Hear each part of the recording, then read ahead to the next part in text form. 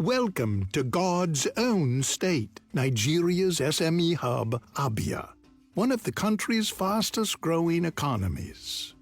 Under the leadership of Governor Okezie Ikpeazu, the state is undergoing critical and long-awaited transformation. We came on board in 2015, and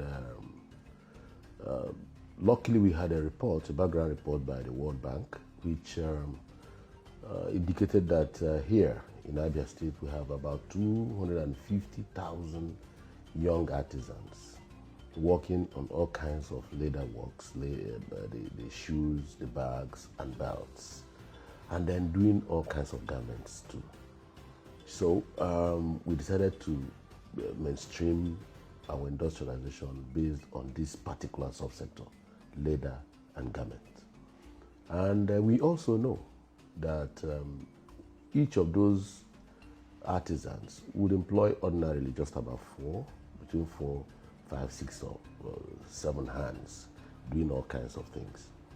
And that gives you more than 1 million people. And every reasonable and responsible government must do something about that chunk of young people doing, So we looked at their problems. We had problem of power, problem of automation, problem of market share, capacity building, and all that. So we set out to do quite a few things around marketing. And I'm proud to say that I'm the chief marketer of Made in Aba, or Made in Abia, or Made in Nigeria. Right. How are you the chief marketer if you got? Yeah. I'm sure you got people out there that does that. Yes, but from 2015 till death, I've ensured that I wear only locally manufactured shoes, dresses, and my dresses are not bad at all.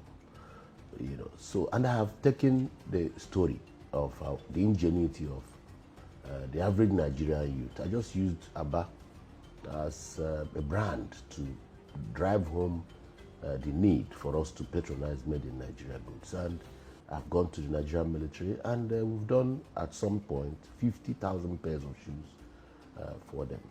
I've gone to customs, Nigerian, NYSC. I've gone everywhere.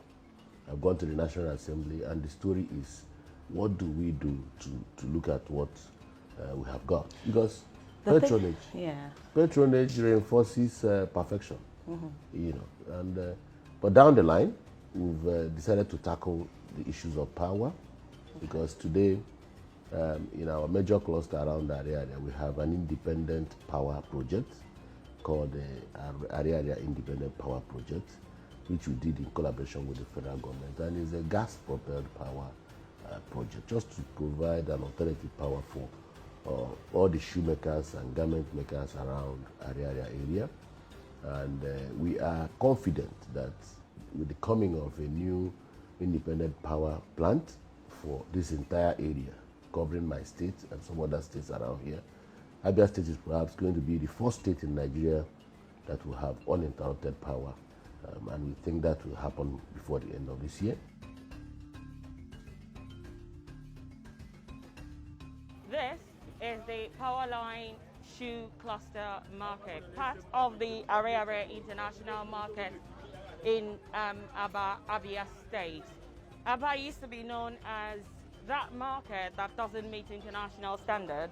In recent years, the story has changed. This market now produces products that are well to standard, internationally qualified for exports, and they are doing exploits.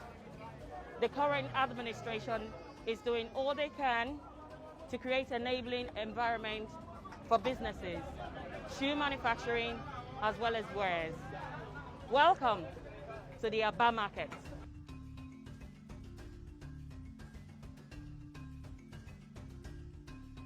Okay, so if you have a machine, for instance, if it's automated, you think that would make it a lot better? Yeah, we produce more than 500 to 700 pairs in a week. Right, brilliant. Okay, so in terms of capital to start this kind of business for a small scale or startup, how much do you think such a person should be looking at? Okay, we'll be looking at up to 7 to 1 million naira to start the business. That's big. We're talking small scale for a startup, someone that hasn't got that much money. How much do you think such a person can start with? Okay, let's say 200,000 200. to start. Okay.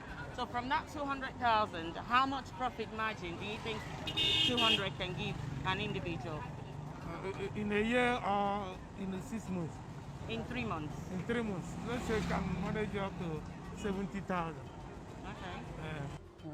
At some point, in order to tackle the problem of capacity building and automation, we sent out 30 youths to China to train them on how to work on the machines, because we found it a little bit drudgery, a lot of drudgery in using scissors to cut leather all the time.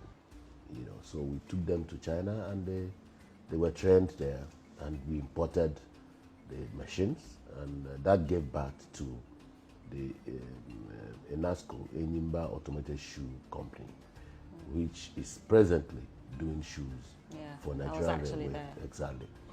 So for us, the problem of automation, we are almost getting that over with now, because we are going to commission another line for shoes very soon. And we want to get to a point where even the ordinary artisans in our area can come over to that shoe factory and have us do a few things.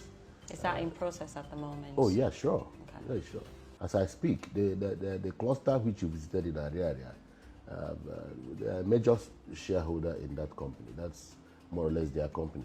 Government is just midwifing it and helping them too. But we want it to be a private sector driven enterprise, And we have also tried to set up a quality control mechanism that can look at minimum standards of the shoes they produce. Okay. And it's a question of time, but we have moved from point A to point B, and we're heading to our destination, which is just to produce shoes that can compete with any shoes anywhere in the world. And we're going to do the same thing for garments in a few weeks from now. The Abia Shoe Factory is a fully automated shoemaking company to scale up production and ensure world-class standards are met, and at the same time, empowering the youth of Abia State with skills on machineries that ease the labor of leather business.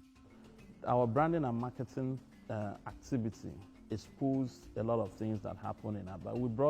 It brought attention from every major stakeholder, the federal government, paramilitary institutions, private sector. Everybody came to notice that so much was actually going on within the Abia SME ecosystem. So even before the factory came up, we already had institutional collaborations. For example, the military had before now ordered 50,000 pairs of shoes to be produced here in Abia.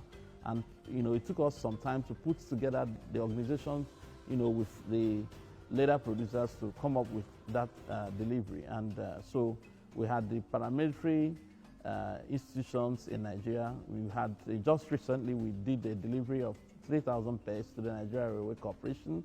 Today, we're official contractors, in terms of shoe production to the Nigerian police. We have several other institutions that are working with us. But this factory, the way it's structured, is a platform for many people who are in the leather, value chain. I keep referring to the people who do leather in the area cluster, the 200,000 people who, up until now still do manual production. So what we have, the deal we have with them is that at some point, when they have huge and large orders, they come here and they finish. So we've had a whole lot of that happening here. People get order to produce 1,000 pairs of school shoes and 500, 2,000 pair of a particular kind of design. Because what people don't know is that actually a lot of shoes you find in the shelves in places like New York, Dubai, are all produced here in Abia. They find their way out of Abia to all those kind of places in the world. We've done a study that revealed to us that about 1 million pairs of leather products leave Abia every week, and that's huge. And all that, before now, were done manually. But with the activities of this factory, there's been a whole lot of scaling up in terms of quality and standard, in terms of numbers of products.